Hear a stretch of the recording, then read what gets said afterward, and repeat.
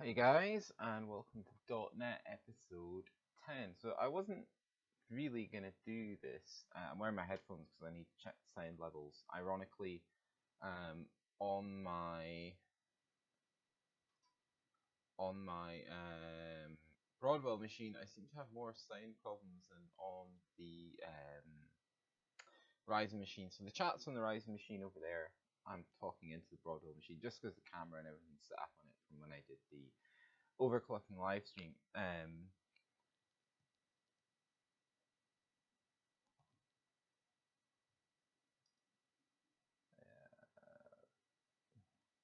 I'm going to crank it up a little bit.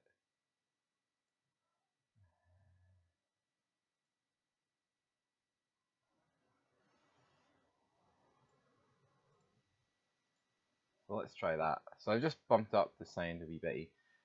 So it's really all about CES. No, it's not. It's about computex. I'm usually not that interested in computex, just because I find CES is the time of the year when companies kind of put their cards on the table, essentially, as to what they're going to release throughout the year. Um, so Computex usually passes me by. Plus, Warhammer 40k is releasing its 8th edition, so that's better. That's much better. So I've been more interested in that. I've pre-ordered my copy and blah blah blah. Right, okay, all looks good. 2 people are watching, awesome. So I've been more interested in that, but I have been looking at stuff. So for me, Computex comes down to essentially 3 things this year. So the first thing is Intel releasing an i9, which is very interesting. Clearly, they were taken by surprise by Threadripper, the other thing that's really interesting, and GDDR6. Both Micron and SK Hynix talking about starting to manufacture GDDR6 for 2018, which is going to give you a big improvement in terms of memory speed. So let's start with Intel, which is quite interesting. So Intel is going to be releasing, as we all know, an 18-core chip on Skylake X, but it's not going to be available to next year, guys. So if you weren't aware of this, the way Intel works is that on its enterprise level, if you want, sort of chips, they have 3 tiers. So they have low core count, high core count, and extreme core count. That doesn't necessarily mean the number of cores, but what it means is the way the silicon is architectured. So, for instance, with a extreme core count chip, you could, so on a like a 22 core count chip, you could fuse off all but 4 of the cores, but all the remaining cores have access to all the cache. Whereas on a low core count chip, that's not the case. So got that out of the way. If you want to know more about that, you should read this on an Amtech. It talks about it a lot more. But essentially, that's the difference. It's the way the silicon is architectured and the socket that it then uses. So looking at this, so Intel blah blah blah blah blah officially launched X299, which is Skylake X and Kaby Lake X. So Kaby Lake X quad cores will be coming out. The Skylake X the Skylake X chips that have like the 18 core chip, for instance, is based on the high core count architecture. Now the Kaby Lake stuff is based on a low core count architecture. So that 18 core chip, because it's based on high core count architecture, will not be coming out until sometime next year. It's been delayed, which is interesting because Threadripper is coming out this year. So AMD have got a lot of time to make up the difference, basically, which is pretty good for them. Very, very cool for them. So the 16, 14, and the 12 core chips, as far as I'm aware, are all based on high core count architecture. So that means they'll also be delayed, I assume. I don't know how long they'll be delayed for, but I assume there will be a significant delay if Intel have announced that there's going to be a delay. So this just kind of gives you a rundown of what we know about them at the moment. So the 10 core we know is going to have a base clock of 3.3 and Turbo Boost 2 of 4.3 and max Turbo Boost 3 of 4.5 gigahertz. So I'm assuming that 4.5, I need to read about Turbo Boost Max 3, is only going to kind of boost maybe one or two of the actual physical cores.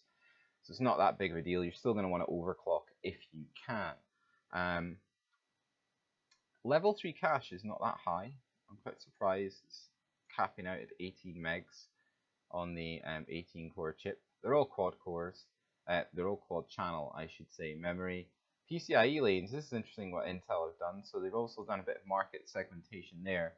So if you buy anything, I assume, so that goes 8 cores. So this must be the cutoff here between high core count and low core count architecture. So anything with a low core count architecture, even though this is Skylake X and this is Skylake X, but that's Kaby Lake, is going to be limited to 28 PCIe lanes and then dropping down to 16 for the Kaby Lake X stuff. Everything else is 44, even though they all share the same socket, LGA 2066. That's kind of interesting. Again, I've talked about this before. I don't really understand these two products here, the i7-740X and i7-640X. They're just a bit faster, but I don't get why you would invest in LGA 2066, which is probably going to be expensive. You know, Intel charge a lot for a chipset. Why would you invest in that? And again, they're only limited to dual channel memory as well. So what's the point? And they cost a lot of money, $369, and then probably another $250 for a decent motherboard. That's a pretty high entry level cost. Unless, I suppose, you want to move on to one of these other chips, the higher core count chips, depending on what architecture they're using. But I don't see the point. I would just buy one. If I wanted to get onto X299 and I didn't have a huge amount of money, I would buy the best motherboard I've got, and I would probably buy the 6 core or the 8 core. Like, I mean, what's the price difference there? $20 between the 6 core and the 8 core. You're getting quad channel memory. You're getting more level 3 cache. Slightly slower chip, but it doesn't really matter if you're getting into that kind of platform. And you're getting more PCIe lanes as well, which is what you should be looking at if you're going to buy a 6-8 core chip. I think quad channel memory is a massive benefit. I think more PCIe lane connectivity is a massive benefit as well. So let's look at price. This is interesting. So Intel have dropped their prices. I mean, you think about a 10 core last year was $1,500 and this year it's $1,000. Still really expensive. And we're going to move on to Threadripper's costing in a minute. But I can tell you now that's more expensive than what Threadripper is projected to be released at. So that's interesting. So you're going to pay more money for 10 cores than you would for 16 on Threadripper. Interesting. So Intel still, I don't think, are really taking AMD's threat that seriously. They've dropped their prices, but they haven't really dropped them a huge amount. And then looking at this, the 18 core chip is $1,900 US. I mean, I think it's great that Intel they're basically coming forward a few generations in what they would normally do, which is just drip out iterative upping the cores per sort of extreme or enthusiast level every year, whereas this time they've just kind of obviously gone and got a Xeon. I'm not sure which one it would be, I'd have to look into that, but it looks to me like they're basically just taking a current Xeon and they're just rebranding it as a high-end desktop part. But obviously there's a cost involved in doing that, and they're passing it on to you. I don't know who's going to buy an 18 core chip for $2,000. This looks much more like enterprise level equipment than even a power user. I mean, maybe some universities, things like that, people like that, maybe some production houses, but again, depending on what software you're using, etc., are you going to be able to harness all those cores simultaneously? It's doubtful. So that seems like quite a high price, 18 grand. So this just goes on to talk about the differences again, low core count die and high core count die. And this is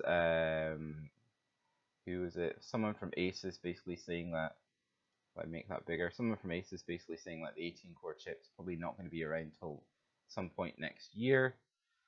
which is a bit of a blow. Like I said before, it's quite a big blow for um, Intel. You would have thought they would want to get something out as soon as possible because Threadripper is going to be dropping soon. And then they talk a little bit about Threadripper here, but we're going to look at that. Again, might as well talk about it here. 16 core chip, level 3 cache, up to 32 megs. It's almost double what the 18 core chip from Intel is offering. And that's going to be coming out mid 2017, so really, really soon. So that's that one out of the way. And again, if you want to know more about low core count and high core count dies, I would advise you to read this article on an Antec. It's really, really good. But yeah, interesting reading. I don't think a lot of people know about the distinction between high core count and low core count chips. Let's just check in the chat, guys. But it's something to bear in mind when you look at what what Intel are bringing to the market at the moment. So I hope AMD, really hope AMD make the most of this delay. I really, really do. They could make an absolute killing. Anyway, let's crack on. So I just threw this in for lols, really. This is some ridiculous thing on WCCF Tech.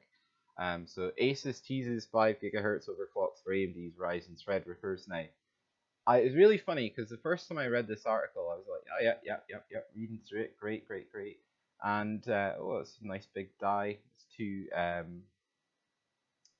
Ryzen 7 chips essentially put together. And I got to the end of the article and I was like, where's the bit from Asus? Where are Asus saying they're overclocking to 5 GHz?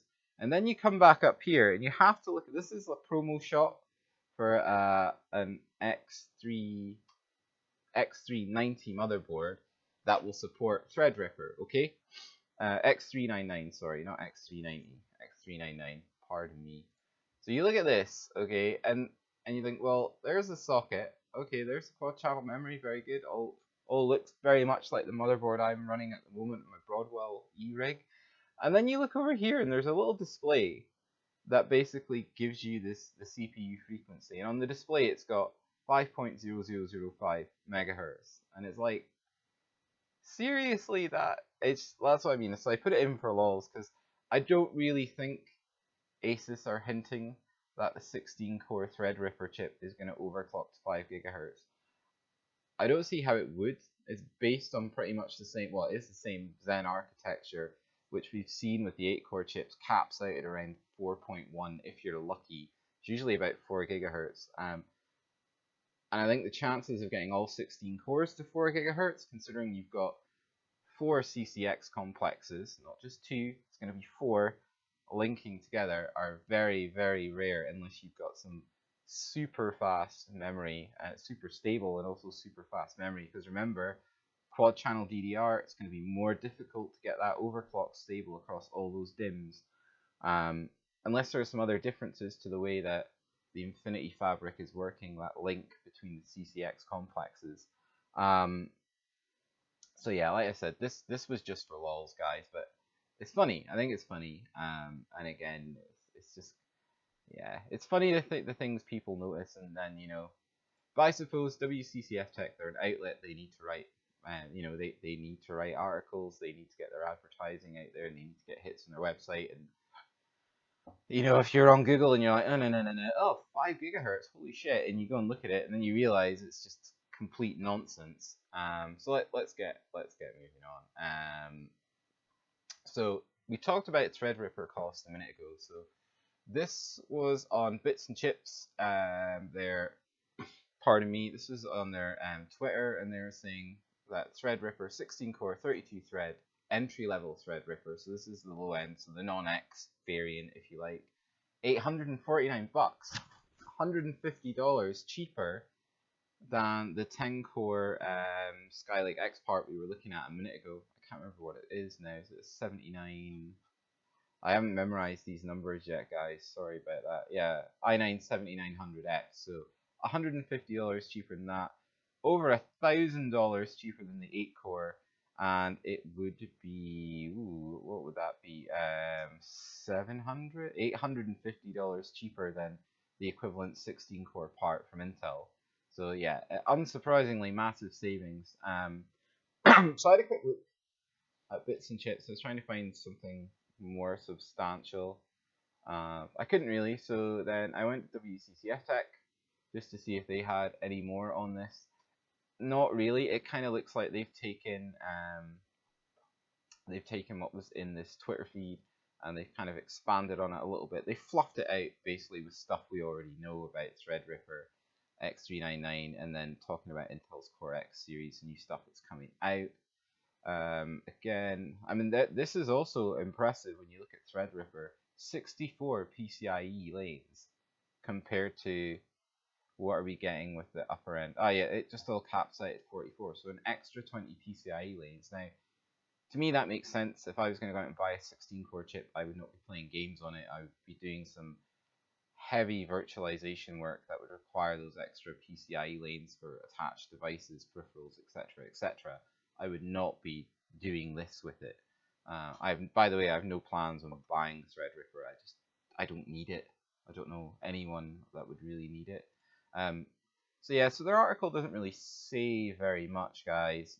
But that motherboard looks really nice, and there's a little LCD we were talking about in their previous story about Asus teases 5 gigahertz overclocks, which is absolute BS. But yeah, solid looking board. I like the look of this. I like the two 8-pin EPS connectors. That's going to give you really stable overclock power delivery. Don't know what this is. DRAM 2. What's that? So there's your 8 DIMMs for quad channel, and then there's another DIMM which just has DRAM 2 written on it. Maybe I should have read this a bit more clearly. Tier 4 socket. Da, da, da, da, da. Yeah, it doesn't really say anything. Also mention Ryzen servers. Cheapest cost 16. Right. That's pretty impressive here.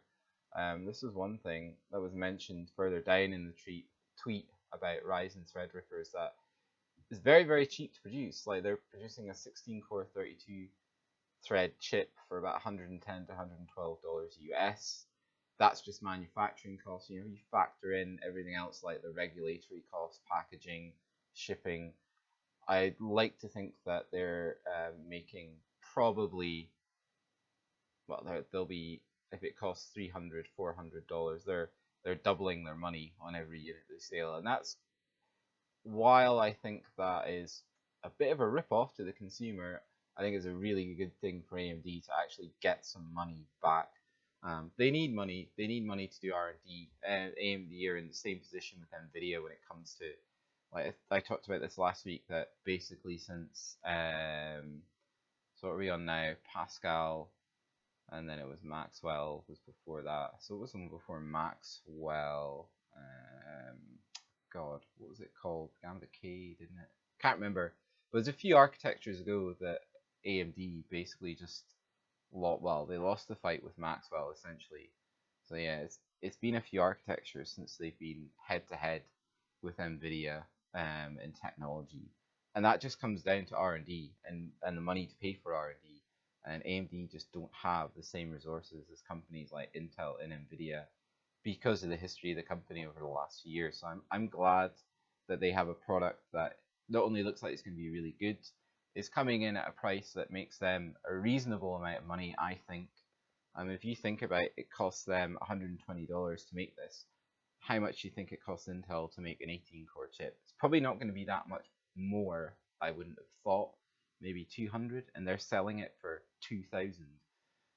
So while the markups look ridiculous, I think you're still getting bang for buck from AMD. You're getting really good value from AMD. So yeah, 849. So then maybe the X version is, I'd like to say it's under 1,000. I'd like to see it coming in at like 950.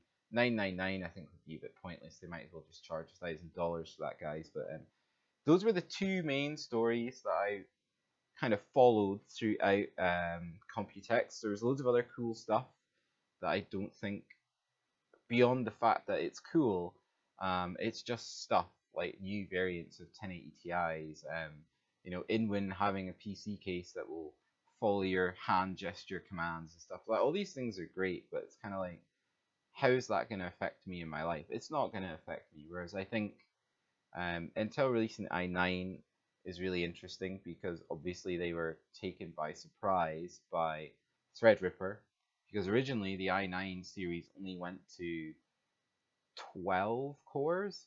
In fact, the computex, in fact, when they were at computex, the little kind of slideshow that Intel gave, it capped out at 12 cores.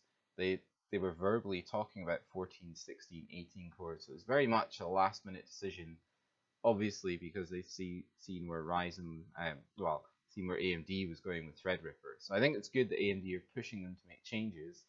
I also think it's really good that 16 and 18 core chip that's going to rival Threadripper, or pretty much all the chips that are going to rival Threadripper because they're based on high core count, is going to be delayed, and AMD are ready to launch this now. So I really hope AMD capitalize on it to keep the pressure on and to give people a choice, and to hopefully drive down Intel's prices a bit more. Because I'm not saying Intel chips are bad. I really like my Broadwell E chip. I just think their prices are ridiculous. But anyway, moving on. What are we? 22 minutes in. That's not too bad. If you guys have any questions, just throw them in the chat. I look across occasionally.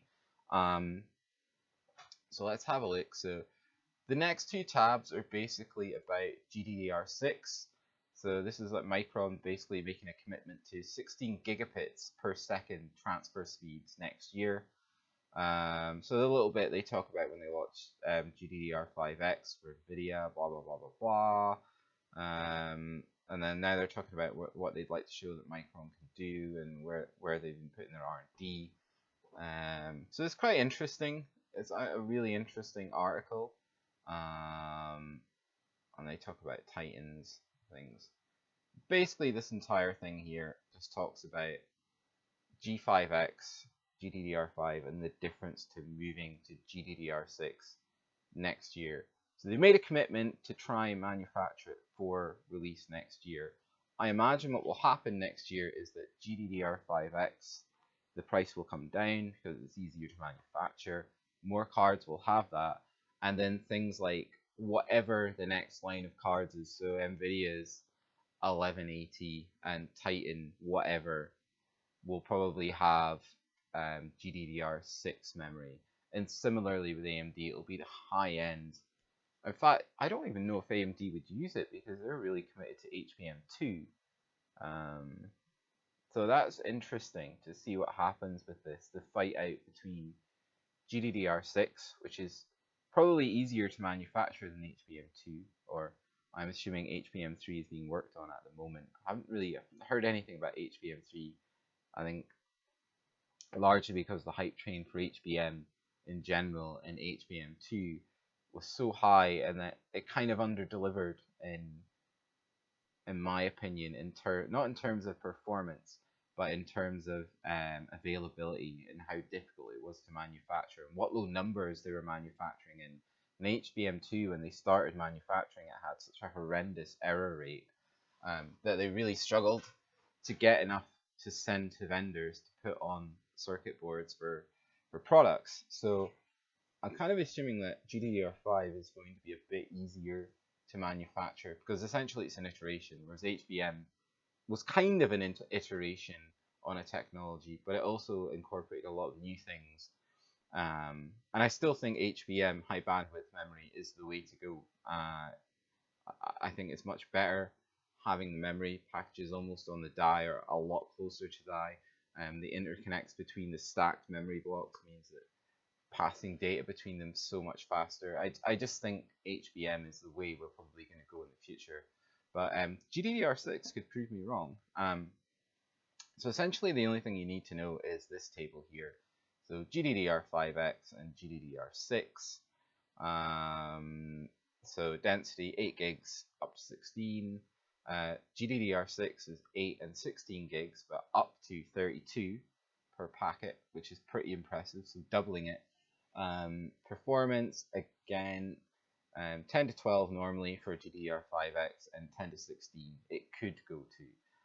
With GDDR6, it's 12 to 14 gigabits per second standard, but the JEDEC standard pushes it to 16 gigabits. So I'm pretty much sure that it's going to be hitting around 16 gigabits. I don't see the point in them releasing something at 12 or 14. 14 is a little bit, buys you something, but not a huge amount. IO configurations, just that's it, times 16, which is fine.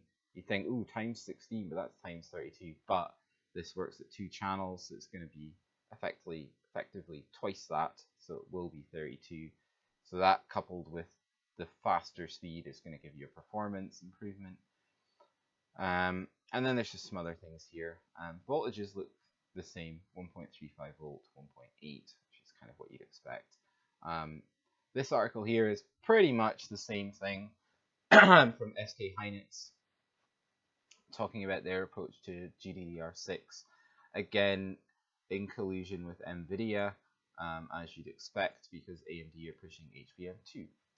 So I think there's probably a similar, yeah, there's a comparison chart here, pretty much saying almost the same things. Yeah, 48. Yeah, I mean, they're picking their stats they want to talk about here, so yeah. But that's it. Again, I think it could be really good. So yeah, high speed, so 2 times the bandwidth because it's double channel.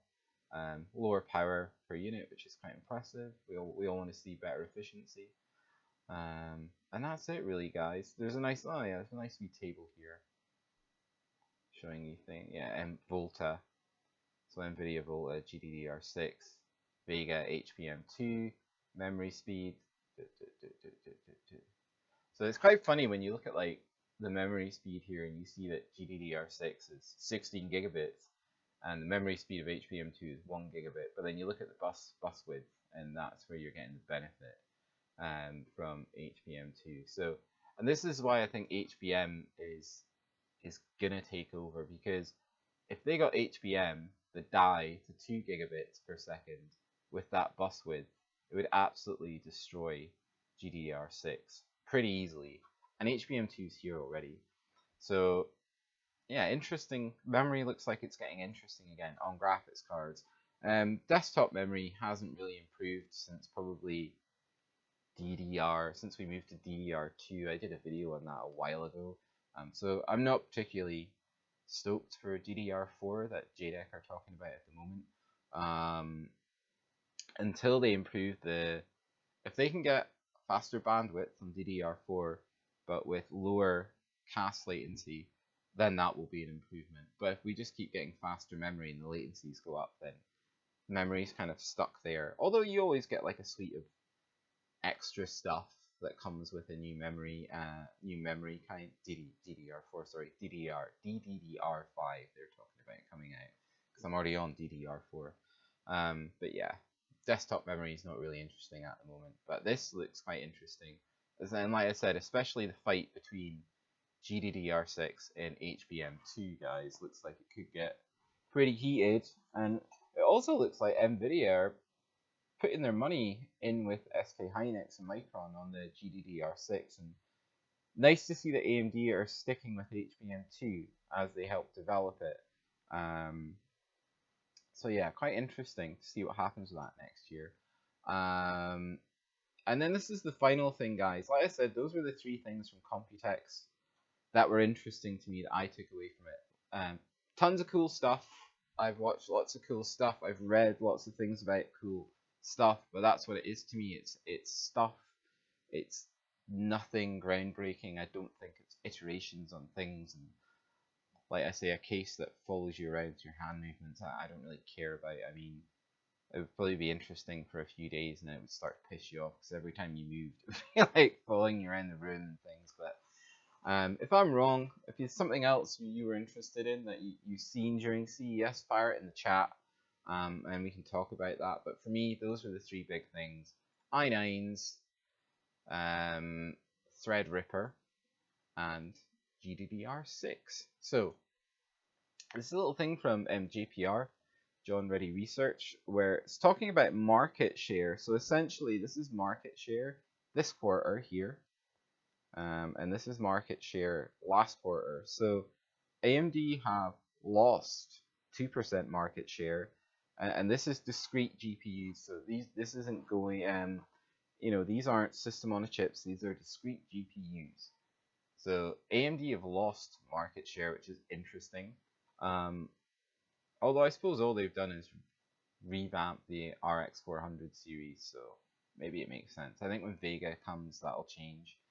Um, Nvidia have gained market share, which makes sense because they've started dropping the price of things like the 1050, the 1060, the 1070. You tend to see that with Nvidia releases, like you get that kind of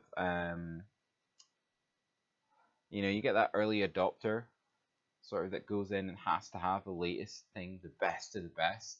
And then you get people like me that wait a while. Like I didn't buy my 1070 until April this year because the price had come down a little bit and my 970s were still fine. So, I waited a good sort of 9 months before I committed to buying my 1070. And I always knew I was going to buy a 1070. I thought about buying a 1080 Ti for a while, but then I thought, there's no point. And I was right because then Nvidia released their Titan P, the actual Titan, Pascal Titan, not the one they released at the start, but the second one that just kind of destroyed it. So yeah, glad I bought a 1070 and not a 1080 Ti. And at the end of the day, it pushes 4K gameplay, no problem for me.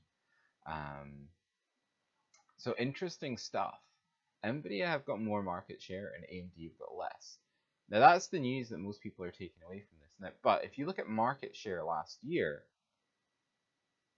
right? So market share last year, AMD had 23.2%, but this quarter they have 27.5%. So they've actually grown their market share. So it's not all doom and gloom. And similarly, if you look at Nvidia's market share last year, it was 76.7. Currently, it's 72.5%. So although if you were just to look at quarter to quarter, it looks like Nvidia are pulling ahead again. If you take the long-term view, you can see the impact that the RX 400 series had. So you can see that impact there in that over the last year they've actually stolen some market share back from Nvidia. And that's a good thing because that was right in the middle of them launching Pascal and Pascal being amazing, and it was really good. Pascal launch was really well managed. But even during that launch of a new architecture where you could get that 2 gigahertz overclock pretty much on any card, AMD have still managed to take away. They've still managed to take away market share from Nvidia, which is pretty impressive, I think. So that's the story on the JPR website. I think WCCF Tech have covered it as well. I think this is written slightly better. I think WCCF Tech spent too much time focused on the quarter-to-quarter variation rather than looking at the long term. And I think really, if I was working at AMD just now, I would not be worried about this because I would say, well, in the last 12 months, yeah, like we've taken market share away from them. I mean, currently we've taken a hit, but we're just about to release a new product. Vega's about to launch, and then in 3 months' time, let's look at the numbers again, and I'm pretty sure you'll see them taking market share away from Nvidia again, because I know loads of people that are waiting for Vega. Absolutely tons of people that are waiting for Vega. I was going to wait for Vega, but I just thought my 970s were kind of tiring a little bit, so I had the money and I dropped it on a 1070, which is a solid choice of card, and I like Nvidia. I've got a G-Sync panel as well, so I'm kind of stuck with Nvidia for a little bit until I replace my 144 Hz panel. So yeah, I don't think Nvidia have got, I don't think AMD have got anything to worry about. Essentially, so yeah, I still think AMD are doing well, and that's it, guys. I can't really. There's not a lot else. Like I said, at the moment, I'm super hyped for Warhammer 40k 8th edition. I pre-ordered my copy on Saturday because the pre-orders went live, so I ordered mine at stayed up Friday night, ordered it sort of 12 at night. So that arrives in a couple of weeks, and then I'll get painting. And really looking forward to playing it. The new rules look great. I don't know how many of you guys would be interested in that, but I am. And I've actually found it a lot more interesting than Computex. And like I say, I think Computex has had a lot of kind of neat stuff, but probably only maybe 3, 4 things that I would say are pretty groundbreaking.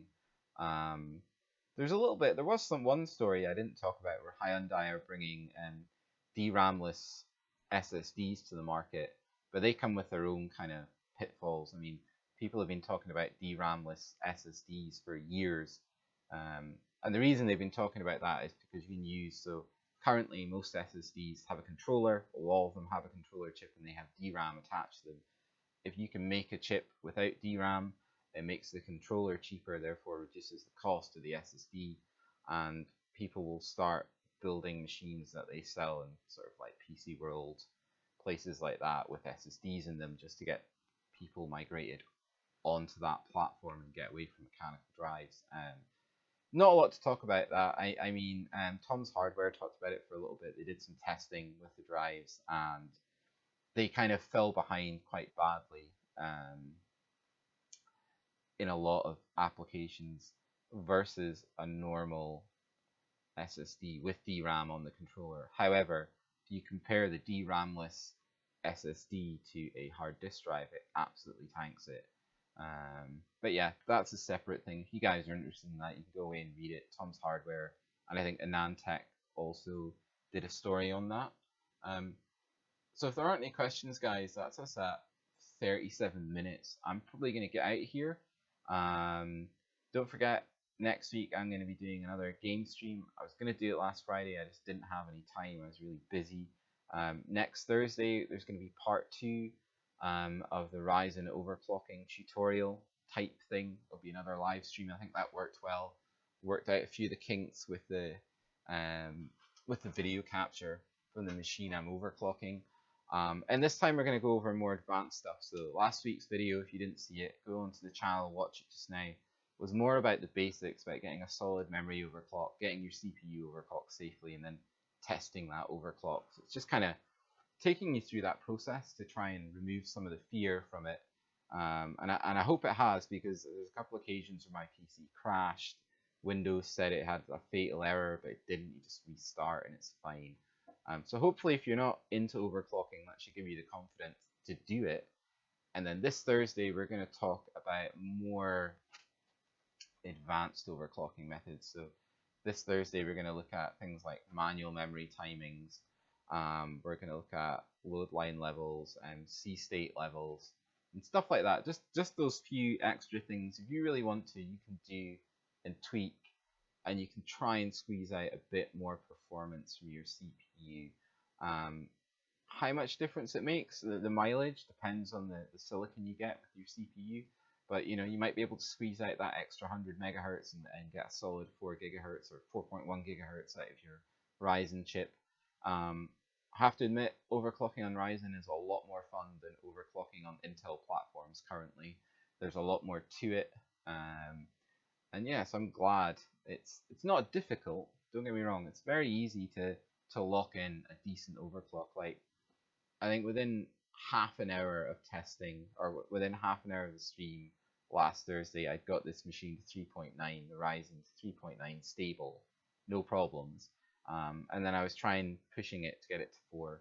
I can get it to 4, but I don't want to push that much memory through it. So maybe we'll hit 4 next Thursday with all the different things we're going to do, like faster memory overclock, C states, load line states, things like that. So if you're interested in that, tune in. It'll be next Thursday, so this Thursday coming at 8 p.m. It'll probably run for an hour and a half. If you've got questions, I'm happy to answer them.